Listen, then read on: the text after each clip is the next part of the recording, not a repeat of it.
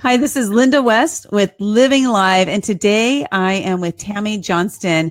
Now, today we're going to talk about finances. It's a very important topic, and I think that what happens sometimes is some people growing up like me, we never talked about money, so I think it's really important for us to talk about money and just put it out on the table. And so today with Tammy, where she started working in the financial services industry in 1993. So you do the math.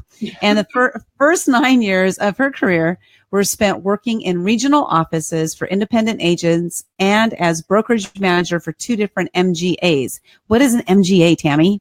MGA is a managing general agent. They're the company that works in between the agents and the actual insurance companies. Okay, good. So I had to ask that before I went on. Yeah, a professional middleman. I don't know if they have them down in the States, but they are a very big thing here. Okay, well, probably so. You need somebody to get in the middle of those people, right? So now Tammy's focus was on training other agents and helping them solve problems for clients.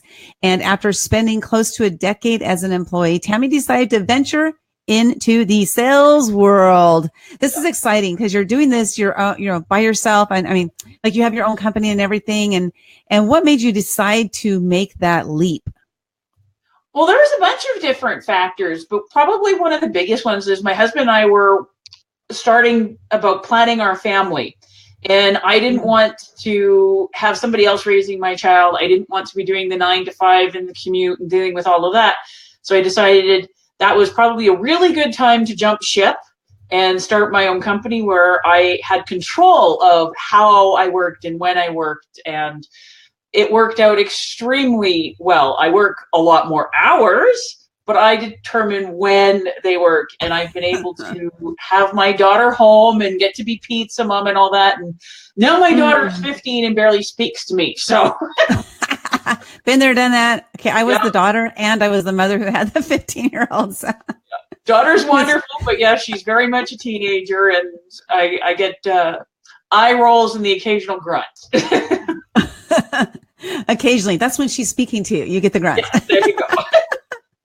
Well, usually I would be showing on the screen some information, but it's not working right now. So just so anybody knows. So if you know anybody who wants to learn about finances, please share this out to your page because, sharing is caring. So the information that we're going to share today about finances is going to be really valuable information, to help you, personally as well as professionally. And so it's important to get in touch with your finances. And just really quick before we get into this, Tammy, I'm going to share with you a really quick story about my finances that is a total. Anyway, I'm going to share the story. Okay.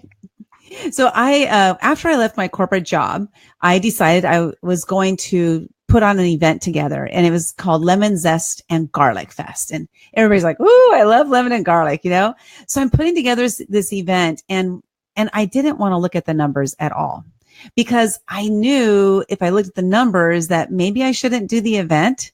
Like deep down inside, because the numbers probably weren't going to match up right. And my sister, about 2 months into the planning of this event, she was like, "What are your numbers?" Like, "What do you mean? What are my numbers?" She was, "Do you have a budget?" "No, I didn't put together a budget." She's like, "Well, you need to put together a budget so you know the reality of like what's really happening with the numbers, because the numbers are really what control everything." And I was like, I don't want to look at the numbers. So I didn't put together a budget until like the last month. So needless to say, it was actually a bloodbath financially, the event. I lost $70,000 US. Oh, ow, ow, ow, ow, ow. Ow. So lesson learned. Yes. So the reason I wanted to share that story is because it's very important that we know our numbers, especially in business, we're going into anything. So let's talk about like how you got started in all of this. Like, do you like numbers? Did you always know you like numbers? Like me, I've never been a numbers person. So how did you know you wanted to get into this kind of work? Well, I actually ended up in financial services as a bit of a life just kind of took me there. I was more interested in business. Like little girls, when they're growing up, want to be like actresses and dancers and stuff like that. I wanted to be Bill Gates before Bill Gates existed. That's so funny. I love that. So I was always very fascinated with business, and I sort of fell into financial services and fell in love with it because I love money and the learning. And one of the things I tell people, you know what? The numbers are not that complicated. A lot of people are scared of the topic of money because they think it's all about numbers. I have to be a math genius. And if you're not a math genius, you're not going to get it. No, can you add, subtract, multiply, and divide? That's it. It's really simple stuff. And if you can't, you have a phone that'll do it for you. Yeah, you have calculators. Like you said, it's very simple stuff. So people overcomplicate it, and then they scare themselves away from it. So, and what got me into teaching is, to be very honest, I was seeing an awful lot of stuff cross my desk when I was on the administrative side and the management side that was really disturbing me. And I'm going, in a lot of cases, it was causing more problems for people down the road than what the agents were supposedly going in there to fix. And I'm going, how are they getting away with this? And then I started doing my research and discovered that, unfortunately, Canadians have the lowest rate of financial literacy in the westernized world. Really? I mean, on the subject of money, we're dumber than Americans. Oh, that's impossible. Trust me, it is. And people go, how is that? Because fortunately and unfortunately, in some ways, we have laws actually that protect us an awful lot better than down in the States. So that's very good on a consumer standpoint. But on the other side, it means that they don't have to pay as much attention, and they've abdicated so much of their personal responsibility. Like, people do not talk about money. It is a more taboo subject than sex. People do not understand how things work. And so I actually well, they don't with sex either. Yes, but people are much more willing to talk about it here. Exactly. It seems to be a lot more fun. And I'm going, well, it is, but so is money if you're doing it right. Yeah, there you go. So is money if you're doing it right. So I actually developed a course, my first course, Financial Journeys, to teach everybody like the basics and going through on how to ask the questions, how things work, like how to set up a budget that actually works. Because a budget is the foundational piece. Everybody wants to talk about, well, how can I get my retirement savings making more money? Well, how are you putting money into your retirement savings in the first place? The average family is bleeding a minimum of $200 a month in various things that they don't even know about. So when they go through, and I look at everything and I show them all the things that they're paying for and the money that's going out that doesn't need to be. So a lot of people go, also, I don't want to talk to a financial person because they're going to take away all my fun.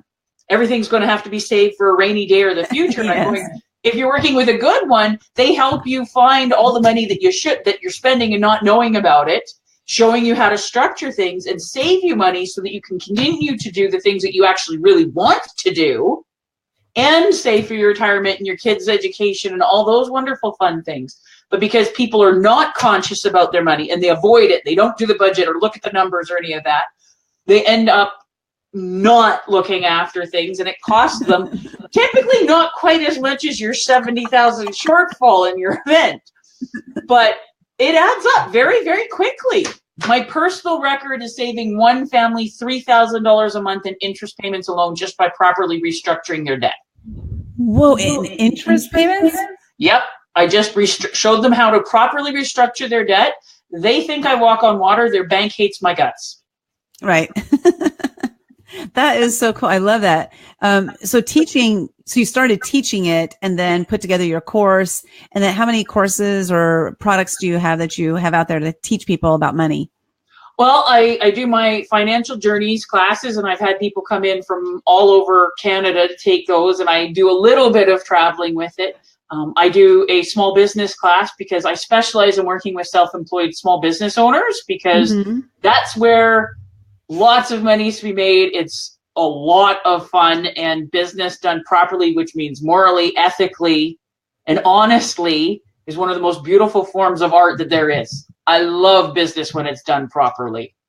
That's a good thing. Yeah, a very good thing. And then one of the biggest questions I would get asked pretty much every time I would teach Financial Journeys is two things. Number one, where were you 20 years ago?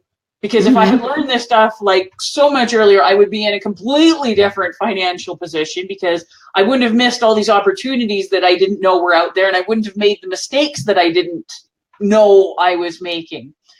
And I'm going, when I first started off, I had to say, well, I was in junior high and you wouldn't have talked to me. But then they would ask, well, what can you recommend for my kids? Because I don't want them to make the same mistakes that I did. Like, can you recommend any books or anything? And I go, well, I don't know any off the top of my head. I'll have to look into it for you. And I went looking, and there was absolutely nothing for kids.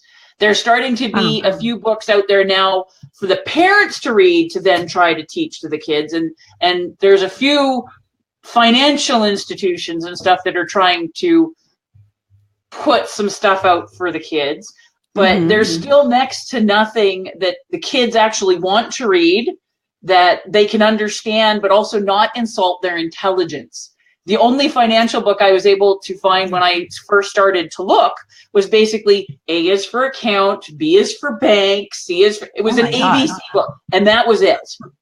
That was it. About one fish, two fish, red fish, blue fish. No? Not even quite that good. So I actually set out and I write and publish children's financial books that kids actually want to read, and they end up talking about it and learning about money, and it's not a scary, awful thing. It's really good. So I'm showing on the screen, you have the financial guides, and I'm going to show it solo so people can see it. And if you're interested in the financial guides, you can go to, I'll type it in the comments, go to livinglive.tv/Tammy. And you can go right to this page right here showing you the different books that they have. So if I scroll down here, we show that the greatest game on earth. What's that one about? Well, it's getting people. So a lot of people think there's only one way to make money. And how we were taught, or at least how I was taught in my generation, is you work hard in school, you go to college, you get a degree, and then you go find yourself a company and you work there until you retire. And that's the way to financial security. And well, number one, that doesn't exist anymore. Like, has anybody ever heard of the word downsized or right-sized or pink slipped or anything like that? There's so many different ways. Like, you can do self-employed, you can become a capitalist. Like, there's different ways of making money, and it all works together. It's part of our economic environment, and it's wonderful. And you can do different things at different times. Like, I've worked for the large companies. That's actually where I started. I started with Investors Group, which is a very large financial services company here in Canada. And then I worked as an employee with independents and different things like that. And then I decided to start my own company and doing many things on the side with that. And then the next book is about, like, how do you set your goals? Like, most people don't actually think or plan. They just react, and they spend their entire life reacting to just whatever's thrown in front of them. And then they wonder why they never really get anywhere in life. And then the next book is about how to set up an actual budget for kids. I use the jar system. So the 6 jars, and this is what I've been using with my daughter since she was 2 and starting to get an allowance, are financial freedom, long-term savings for spending, charity, play, education, and gifts. So my daughter goes out and she buys her own Christmas gifts, and when she gets invited to a birthday party, she pulls the money out of her jar and looks after all of that. The most popular book with parents is the one about explaining how credit actually works. Credit is not a bad thing. It's actually just a tool, and it can be good and it can be bad depending on how it's used, and understanding how it works. And then the next 2 books are about, like you said, setting your goals and making your decisions. And a really big thing for me is getting kids over what I call instant gratification-itis.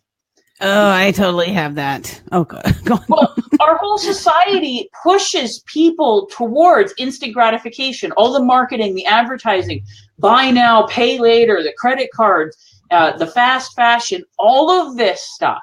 And kids and a lot of adults give up almost instantly on things because, well, I'm not seeing an instant result. Well, results don't happen instantly. Some things do, like those hits of dopamine, why we can't get people off of their screens and stuff like that. But consequences take time, for positive or negative. Like smoking, the first cigarette, if it gave you lung cancer instantly, nobody would smoke.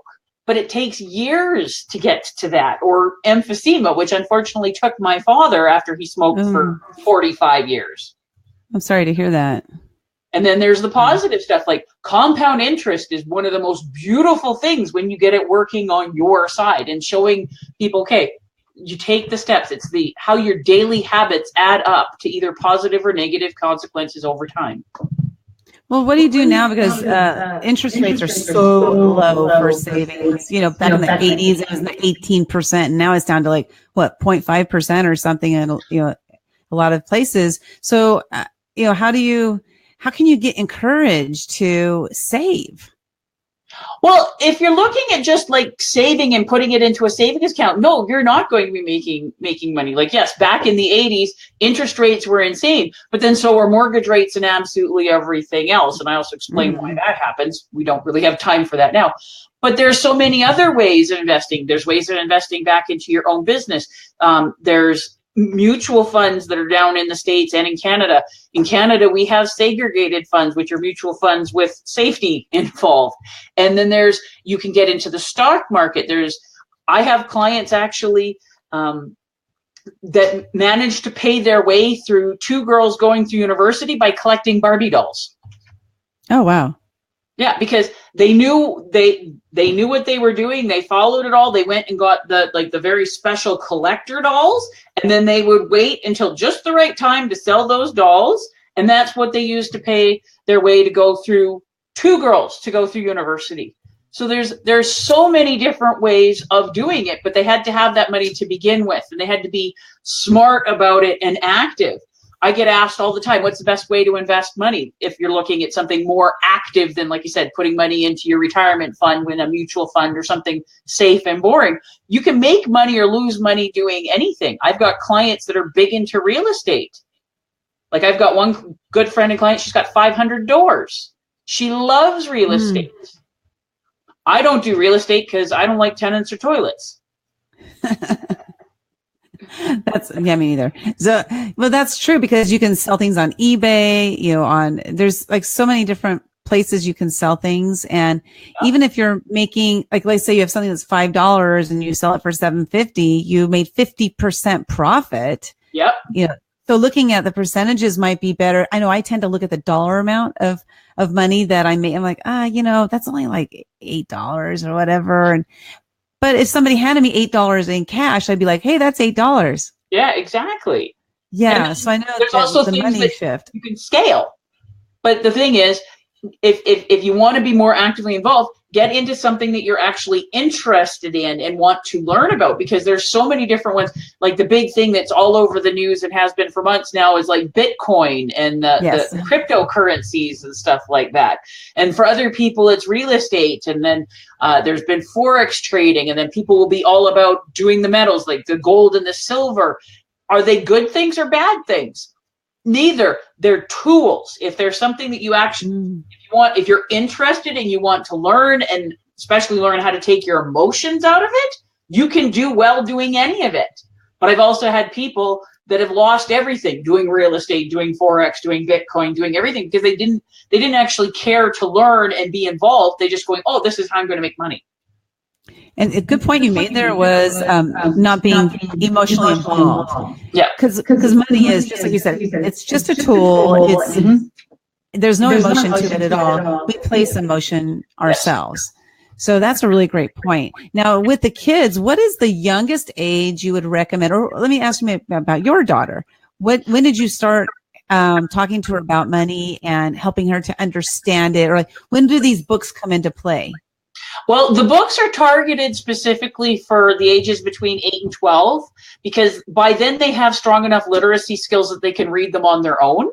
But I've actually had parents read them with kids as young as 3, and the 3-year-olds were getting way more out of it than I ever anticipated or hoped for. And I actually have lots of adults and teenagers that get them, because we keep things very simple. They're fully illustrated and they are beautiful. I have to say, I'm not the artist because I have no skill on that front. But the artist, Janice Blaine, is a professional artist who's actually worked for DreamWorks. So they're gorgeous. So they're very interesting. But they're simple, but not insulting to anybody's intelligence. So that's for the books. With my daughter, well, I'm kind of an extra big geek. So when I was actually nursing my daughter, I would read to her Rich Dad, Poor Dad and books like that. But I started actually talking to her about money when she was a toddler. So like when we go to the post box to get the mail, and we would get like our utility bills and stuff like that. So I would explain to her, I said, okay, so we're getting this utility bill because we have to pay money to keep the lights on and the heat going and the garbage being picked up and stuff like this. So mom and dad get a bill every month, and this is what we pay for that. And going through, and when we would go grocery shopping, I would go through and explain and let her see what's going on at the till. And then when she started getting old enough that she wanted to start getting her own things and using her jar, like her play money or different things like that, or I've been very fortunate, been very good saving up for her money and buying larger things with her long-term savings money. So like she bought her first Nintendo 3DS, which was like a $300 purchase with a game and stuff like that. And she saved up her money for it, and she paid for it when we went into the store. And then the first question we had when we did that is, what's tax, Mummy? Right. You didn't tell me about that. Well, extra money. Well, the price tag it wasn't for what her DS. It was something else that she bought at a toy store or whatever. And it was like $20. So she gave them $20. They said, well, no, we need $21. But the price is $20. I said, so I had to explain to her what GST is. she doesn't like it, but she said, okay, so there's this additional money on top of it that I have to pay. Yes, sweetheart. So it's just always being very, very open to having those conversations with her and letting her see what's going on. Because one of the biggest things is we shelter our kids, and then they turn adults and we send them out into the world, and they actually don't understand how anything works because they've never been part of it. Yeah, that's so true, because you helped her. She learned through doing. Yes. And so you trained her and told her about it, but you actually had her do it. And so that implementation right there. Well, one thing you taught her also is to like that delayed gratification. Like we were talking about that a little bit earlier. And so she has that now, I can save for things and it can go to all areas of her life, a boyfriend, right? Thank goodness I don't have to worry about that yet. Yeah. So, but you've instilled, I think you've probably instilled that delayed gratification in her, that maybe, she'll be even more careful than I was. I don't know about you, but be more careful than I was when I was young, When she was little and stuff, I always made sure I reminded myself of the Harvard marshmallow test and made sure that I was, you're not familiar with the Harvard marshmallow test. So never heard of it. Like 20, 30 years ago, they did a test on kindergarten students. They had a whole bunch of them. And so what they did is they put them in a room and they said, they put a marshmallow or a candy or whatever in front of them. And they said, I've got to leave the room and I've got to go do something for a little bit. You can have the marshmallow if you want, or if you wait until I come back, you can have two. And so they filmed them and all this stuff. And the kids that took the marshmallow right away, okay, they did it. And then there was like 5-10%, not a very large amount, of the kids that waited until the researcher came back and got the two. And then they followed them up until they like hit adulthood and stuff like that. And the kids that had the delayed gratification, that were able to wait until the researcher got back so that they could have the extra candy, ended up making 3.5 times more in their lifetime than the kids that took instantly. Wow. The ability to delay gratification was one of the number one things for predicting lifetime financial success. And not just financial success, they had better relationships, like everything in their lives seemed to go better. Wow. And it was a huge, huge study that I had learned about 20 years ago. Mm-hmm. And I'm going, okay, if I want to set my daughter up for success, which we all do, right? One of the things I need to teach her is, like I said, not the consumerism and to delay gratification. Yeah, I love that. That's a great story. I hadn't heard that before. Thanks for sharing that. And I see how that can apply to everything in life. You know, every single day we have opportunities to delay that gratification, whether it's, waiting to have a nicer meal for dinner, maybe, instead of, gorging all day long or something. I don't know. That's kind of a weird analogy. I think of it kind of like biting our tongue, because the first reaction when somebody's stupid or whatever, you're like, but you keeps us out of a lot of trouble that way. Think twice and proceed the big mouth shut. Or think twice and proceed to not type. Or maybe type but not send. Yeah, don't hit send. Don't hit send. That's one thing I've learned to do, is to delay my posting or my sending of something if I'm in an emotional state, whether it's either highly happy or highly sad or angry or whatever. It's just to type it and then look at it and then maybe send it 5 or 10 minutes later, and then 5 or 10 minutes later I might decide not to send it. Or alter it. Or alter. Yes, that's true. That's so, just postponing that, like you said, breathing, just taking that breath and thinking more than just reactions. Yeah. So good. So good. I love it. So let's tell how people can get the books if they are interested. Again, you go to livinglive.tv/Tammy, and that's TAMMY. And I put it in the comments below. And so you guys just go and click there if you're interested in the books. And Tammy, gosh, we got 2 minutes left. So is there anything you want to wrap this up? Like, give some really, really great advice, maybe for parents on how to talk to their kids about money? Well, the big thing is, don't hide it from them. It's not mean you have to tell them absolutely everything, but bring them in as part of the conversation. Like I said, I started with my daughter and explaining, like I said, we don't live here for free. We have to pay the mortgage. We have to pay property tax, and explaining what that is, and utilities. With my daughter being a teenager now, one of the things I do is I drag her out grocery shopping, and I teach her how to pay attention to things. And it might seem, okay, typically you get a better deal when you buy the bulk item, but you actually have to pay attention to the price, because there's been times where the individual ones end up actually being cheaper than the one big bulk item. So I've taught her to pay attention and not just go through habit. And there's so many ways to bring up the conversation and just make it a part of normal life.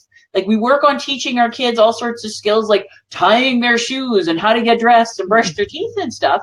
All very, very important. But money is a part of every single aspect of their lives. So why don't we talk to them about it?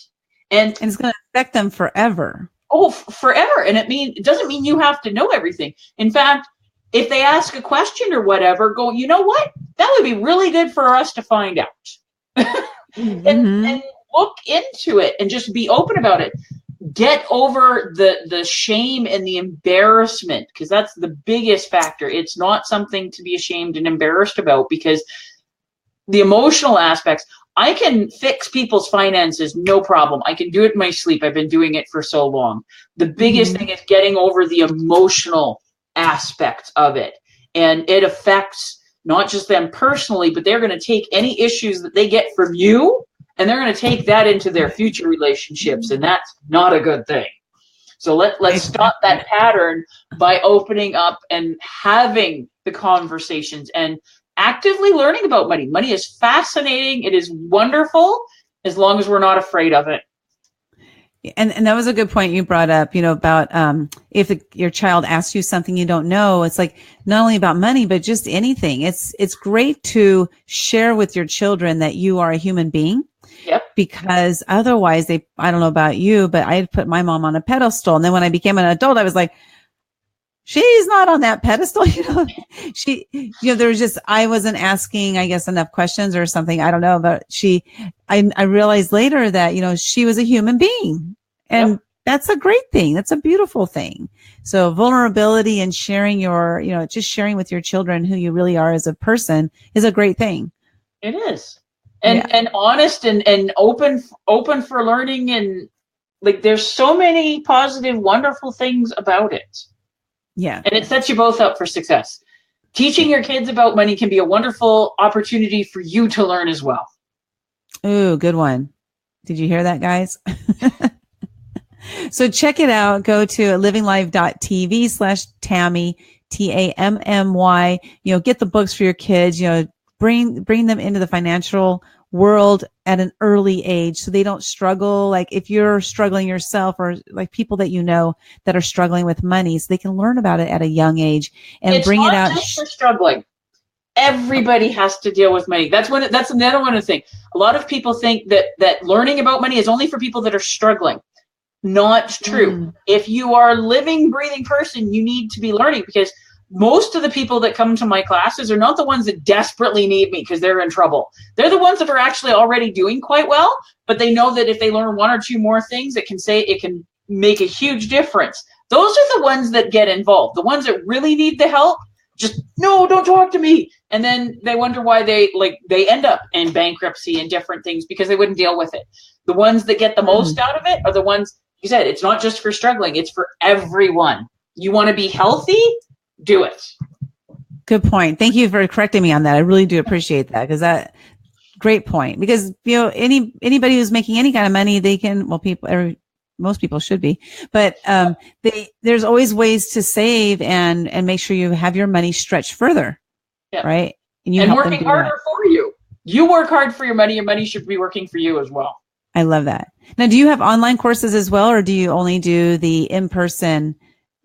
For right now, we're just doing the in-person, but I'm actually in the process of putting my courses online. So that should be completed this year, but it's a fair bit of work taking 25 years of information that you're used to doing one-on-one or in person and putting it in online format. But yes, that is something we are very much working on, and the first course should be available early this fall. Cool. So if you are interested in learning more about that, when she releases that, go ahead and type the word Tammy below in the comments. And what I'll do is I'll set my messenger bot up to, I'll find out how to get in contact with Tammy. So I'll set my messenger bot up so that when you type Tammy in the comments, it's by itself, that you'll be notified of how you can find out when she's releasing the product online. Okay. Oh, it's awesome. I love it. Thank you so much. I love your passion for money. Well, thank you for letting me share it. Well, thank you so much. And you have a wonderful day, and, keep putting yourself out there, spreading that cheer and helping people save money and have a much better money life. Thank you. Have a wonderful day. All right. Bye-bye.